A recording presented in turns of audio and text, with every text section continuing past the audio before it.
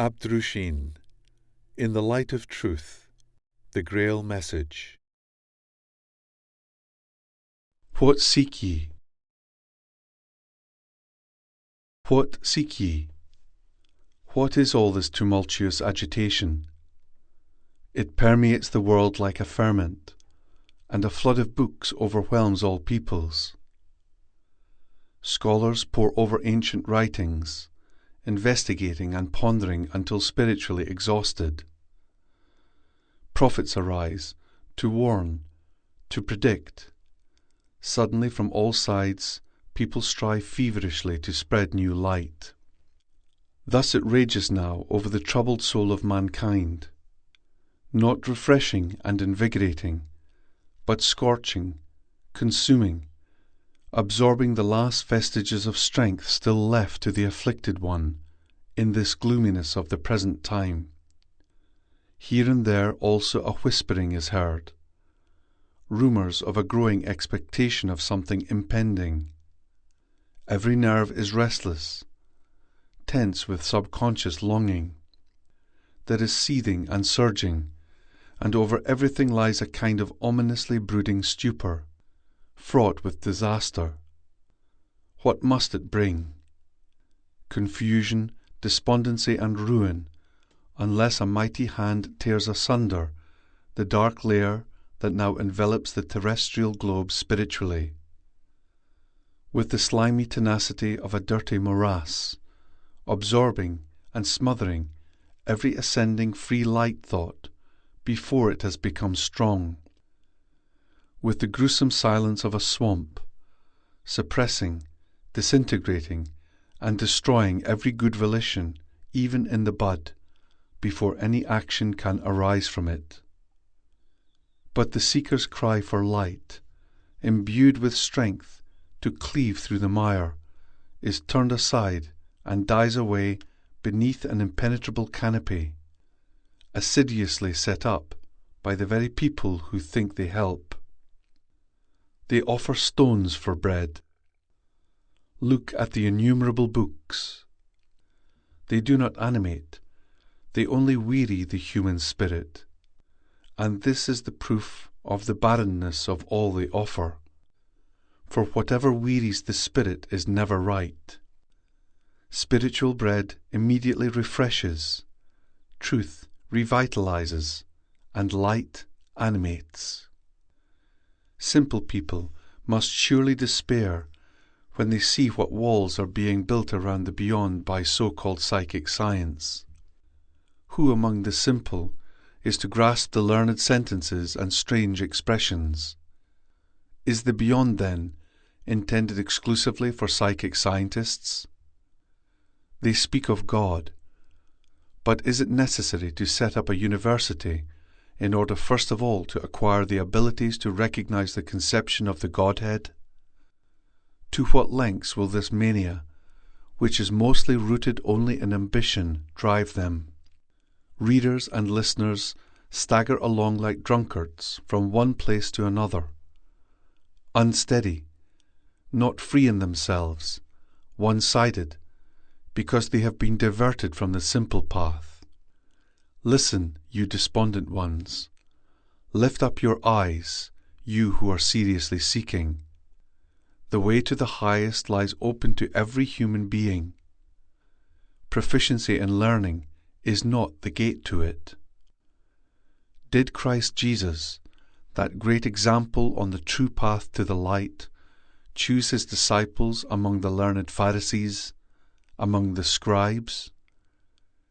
He took them from the simple, natural people, because they had no need to struggle against this great delusion that the way to the light is hard to master and must be difficult. This thought is man's greatest enemy. It is a lie.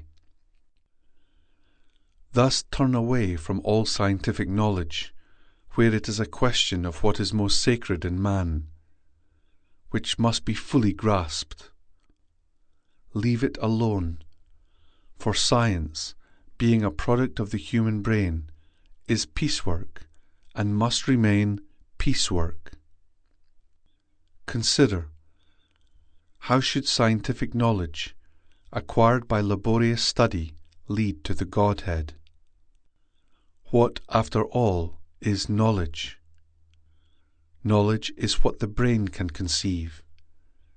Yet how very limited is the perceptive capacity of the brain, which remains firmly bound to space and time.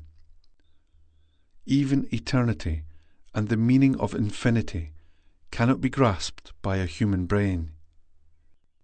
Just that which is inseparably linked with the Godhead. But the brain stands silent before the incomprehensible power streaming through all that exists, from which it derives its own activity. The power which everyone intuitively perceives as a matter of course every day, every hour, every moment, whose existence science too has always recognized. Whereas with the brain, that is, with the knowledge and intellect, one seeks in vain to grasp and comprehend it. So inadequate is the activity of a brain, the basis and instrument of science, and this limitation naturally also affects what it produces, hence all science itself. Thus, science does indeed subsequently help to elucidate, classify, and arrange all that it receives ready-made from the creative power which precedes it. But when it seeks to assume leadership or offer criticism, it must inevitably fail, so long as it binds itself so firmly to the intellect, that is, to the perceptive capacity of the brain, as it has done hitherto. For this reason, erudition, along with those who adjust themselves to it, always remains clinging to details, whereas each man carries within himself as a gift the great inconceivable whole, and is fully capable of attaining to the noblest and highest, without laborious study. Therefore away with this needless torture of spiritual enslavement. Not for nothing does the great Master exhort us, become like children. He who bears within himself the firm volition for what is good, and strives to give purity to his thoughts, has already found the way to the highest. All else will then be added unto him. This requires neither books, nor spiritual strain, neither asceticism, nor solitude. He will become sound in body and soul, freed from all pressure of morbid pondering, for all exaggeration is harmful. You are meant to be human beings, not hothouse plants, which through one-sided cultivation succumb to the first puff of wind. Awake, look around you, listen to your inner voice. That alone can open the way. Heed not the dissensions of the churches. The great bringer of truth, Christ Jesus, the personification of divine love, did not concern himself with creeds.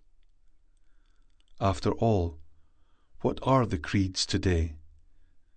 A shackling of the free spirit of man, enslavement of the divine spark dwelling within you, dogmas that seek to compress the work of the Creator and also his great love into forms moulded by the human mind.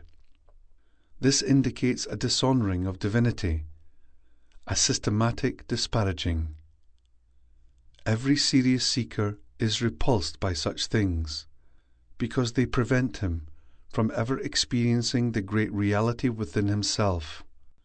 As a result, his longing for the truth becomes increasingly hopeless, and finally he despairs of himself and of the world.